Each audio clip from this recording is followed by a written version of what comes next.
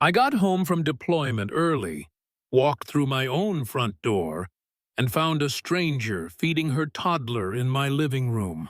And when I told her this was my house, she called the cops on me, said I was a threat, a black man in uniform threatening a white woman in her home.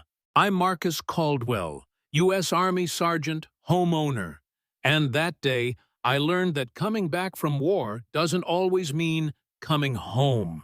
I'd been gone 8 months overseas, supposed to stay 12. But a family emergency, my grandma, brought me back to River Glen early. I was exhausted, jet-lagged, and just wanted to rest in my own bed. But the second I saw the pink van in my driveway, the overgrown lawn, and the kids' toys all over my porch, I knew something was wrong. When I opened the door, I didn't find dust or silence. I found cartoons blaring, toys scattered, and a woman in a worn pink tracksuit calmly spoon-feeding a toddler. She looked up like I was just some neighbor walking in by mistake. When I asked what she was doing in my house, she laughed.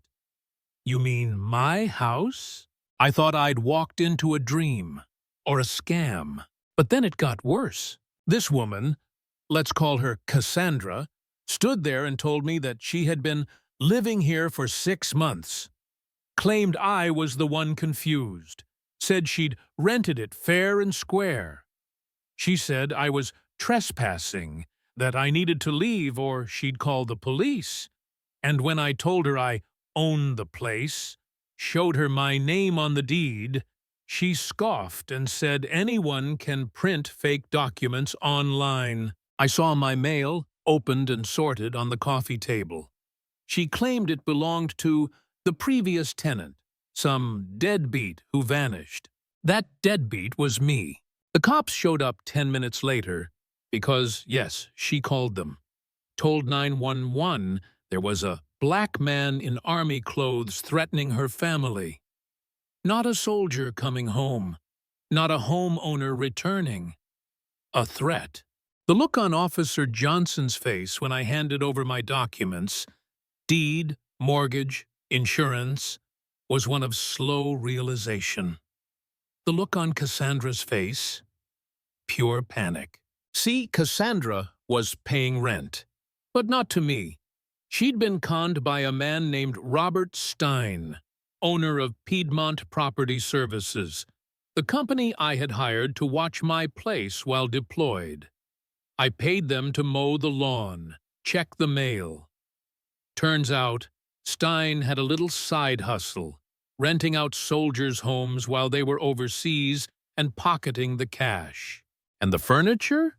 My TV, my grandmother's 100-year-old dining table?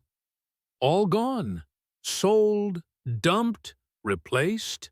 I wanted to scream, but I stayed calm. I recorded everything, the mail, the lies, her threats, and I filed a report for mail fraud, illegal eviction, and theft of property. Cassandra's lease? A fake. Her landlord? A con artist. Her sympathy? Real, maybe, but it didn't matter. She'd been squatting in my house, selling my belongings, and telling my neighbors I'd abandoned the place. Even worse, I found out Stein had been doing this to other service members too, across counties, across states, always targeting those deployed, always picking white tenants to look credible, always planning for the moment we came home early. And when I did, Cassandra called 911. She said she was scared. That's what they always say. The law sided with me eventually. Stein got arrested, 15 years. Cassandra moved out.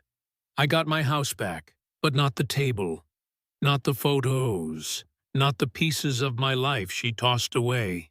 I still work with military families now, helping them avoid scams like this. We've started a task force. We're watching. We're fighting back. But sometimes, late at night, I sit in my living room, my real couch, my new table, and I wonder how close I came to getting arrested in my own home. Because I wasn't just robbed. I was profiled, erased, and almost destroyed. All because someone thought a black man in uniform was more dangerous than the man actually stealing homes. So let me ask you this. Would she have called the cops if I looked different? Or better yet, what would you do if you were me?